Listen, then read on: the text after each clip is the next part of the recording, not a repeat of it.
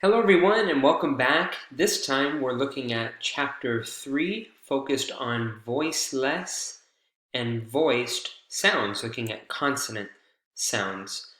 We actually talked about this when we were looking at consonant sounds from the previous chapter, when we talked about distinguishing voiced and voiceless consonant sounds and how that plays a big difference in being able to distinguish and comprehend various vocabulary, especially words that what we call minimal pairs. The only difference between the two are the fact that one consonant is voiced and the other is voiceless. So if you can train your ear and also your tongue and your vocal cords and the rest of the anatomy of the speech pathway that we looked at last chapter, if you can train your mouth for production and your ear for comprehension, I think you're going to find your ability to understand and be understood will greatly increase. This is a really important chapter, and in this chapter you will learn the difference between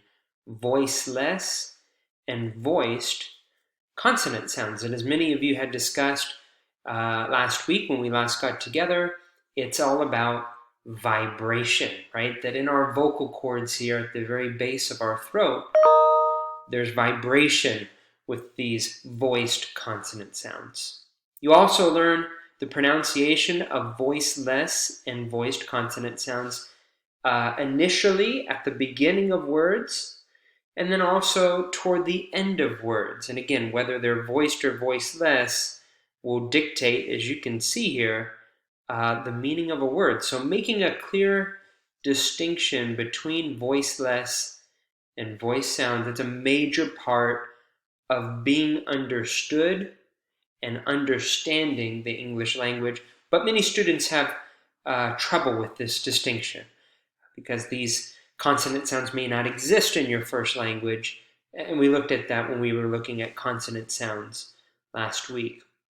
But you can see a couple examples here they provide in the introduction. I missed 2 pills. Pills might sound like I missed 2 bills. Bills. Pills. Bills. Voiceless, no vibration. Voiced, vibration. That's what we're looking at. We're looking at the difference between voiceless and voiced consonant sounds and the difference between the two, how we produce those types of sounds, voiceless and voiced. For another example, have a cup of tea might sound like half. Half. V.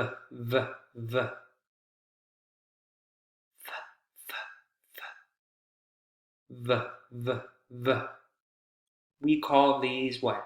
We call these minimal pairs, meaning that there's a minimal, very small difference between the two and how they're pronounced. More often than not, the only difference is this voicing, whether they're voiceless or voiced consonant sounds. Right, so that's what we're going to practice this chapter, is making that distinguishing between the two sounds. We've talked about ways that we can do it before. We talked about, putting your hand to your throat and feeling for that vibration. We talked about putting your hands over your ears. Say 2 words and try to identify one as being voiceless and one as voiced. We're going to talk about some other ways that we can distinguish these sounds in day-to-day running speech.